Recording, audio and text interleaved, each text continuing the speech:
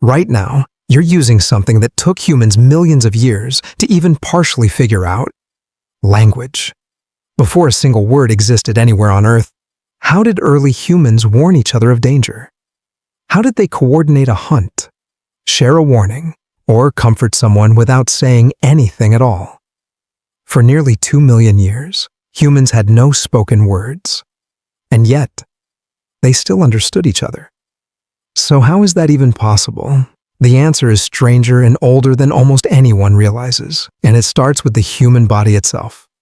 To understand this, we have to go back nearly 2 million years, long before modern humans existed. Early hominins, ancestors of modern humans, almost certainly didn't communicate through speech the way we understand it today. Their vocal tracts weren't shaped correctly yet, physically incapable of producing the range of sounds speech requires. So how did they warn each other about danger, or coordinate something as complex as a hunt? The leading theory points somewhere surprisingly simple: gesture. Researchers studying primate behavior today, especially chimpanzees and bonobos, have found something revealing about this theory. These animals use dozens of distinct gestures, each carrying specific, consistent meaning understood within their group. A raised arm might signal a request. A specific hand motion might signal an invitation to play. If our closest living relatives communicate this way, it's reasonable to assume early humans likely did too. Gesture doesn't require a specialized vocal tract. It only requires shared understanding and enough intelligence to interpret it. This theory is called gestural primacy, and many researchers believe it explains language's true original starting point. But gesture alone has an obvious limitation early humans would have run into constantly. You can't gesture in complete darkness, through thick brush, or across long distances. So something else likely developed alongside gesture, filling in exactly where gesture failed to communicate anything at all: vocalization. Not words yet, but structured, meaningful sound. This is where the story turns toward biology, specifically toward a small, fragile bone in the throat. It's called the hyoid bone, and it plays a critical role in modern human speech production entirely. For years, scientists assumed only modern humans possessed a hyoid bone shaped correctly enough to enable complex speech. Then, in 1989, researchers discovered a Neanderthal hyoid bone, nearly identical in shape to a modern human's. This single discovery changed everything researchers previously assumed. It suggested Neanderthals may have had the physical capability for speech, tens of thousands of years earlier than believed. Capability, though, doesn't automatically prove they actually used it, or developed anything resembling structured, meaningful language. That brings us to an even smaller piece of evidence, this time buried inside our actual DNA. A gene called FOXP2 has been directly linked to human language and speech ability through extensive genetic research. People with mutations in this specific gene often experience severe difficulty forming words and structuring grammar correctly.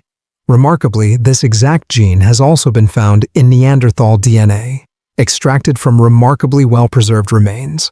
This doesn't confirm Neanderthals spoke fluently the way modern humans do, but it strongly suggests the biological foundation for language may have existed far earlier than most historical timelines have traditionally confidently suggested until recently.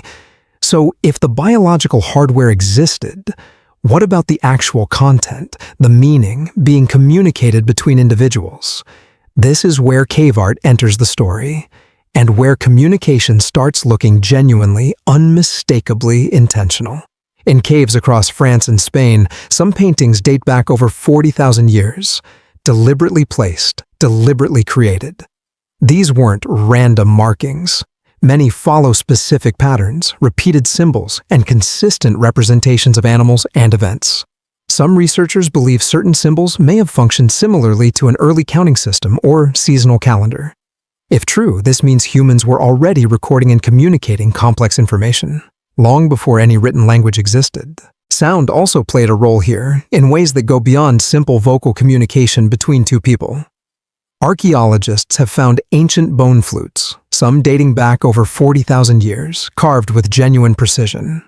This tells us something important about early communication. Structured sound, rhythm, and pattern mattered enough that someone invested real time and skill into creating an instrument. Drumming and rhythmic sound may have also served a practical purpose, communicating across long distances effectively.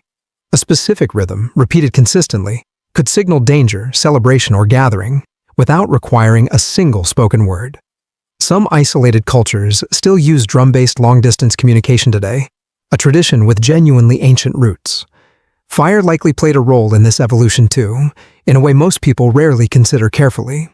Once early humans controlled fire, they gained something crucial: extended time together, safely, after darkness fell completely. Predators mostly avoided fire.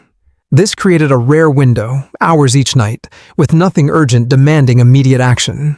Researchers believe this extended, relaxed time may have directly encouraged more complex vocalization, storytelling, and social bonding.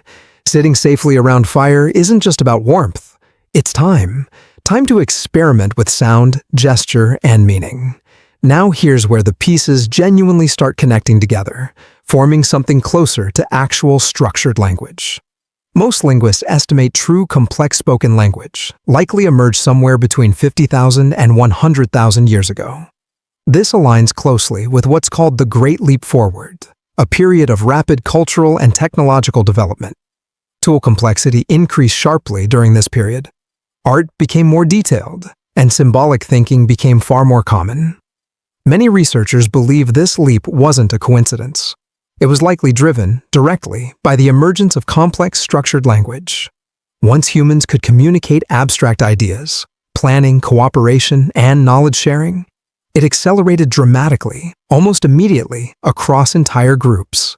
Think about what that actually means, practically, for early human survival, cooperation, and long-term planning ability. Before structured language, knowledge died with the individual who possessed it, unless it could be physically demonstrated directly. After structured language emerged, knowledge could be described, explained, and passed down, without requiring direct physical demonstration. A hunting technique, a dangerous plant to avoid, a safe route through unfamiliar, potentially hostile territory. All of this could now be communicated verbally, dramatically increasing survival odds across entire groups, not just individuals. This is genuinely one of the most significant developments in all of human history, arguably more significant than fire. Language allowed humans to build shared culture, shared memory, and cooperation at a scale no other species achieved. Every civilization, every religion, every law, and every story ever told ultimately traces back to this single development. So return to that original question: before a single word existed anywhere on Earth, somewhere between total silence and full spoken language, thousands of years of gesture, sound, rhythm, and observation occurred. Bone by bone, gene by gene, symbol by symbol, communication slowly built itself piece by piece gradually. There wasn't a single moment where language simply appeared. It emerged slowly, tested constantly, refined across countless generations. And that raises a question worth genuinely sitting with, especially given how effortless communication feels today, currently. Every conversation you have, every text message you send, every word you're hearing right now in this video, all of it exists because early humans solved an impossible problem using nothing but gesture, sound, and time. They didn't have words for what they were building. They just knew connection mattered enough to keep trying. If this changed how you think about something as simple as a conversation, imagine what else deserves reconsideration. Subscribe to human civilization, because even silence once held an entire hidden history, waiting patiently to be understood.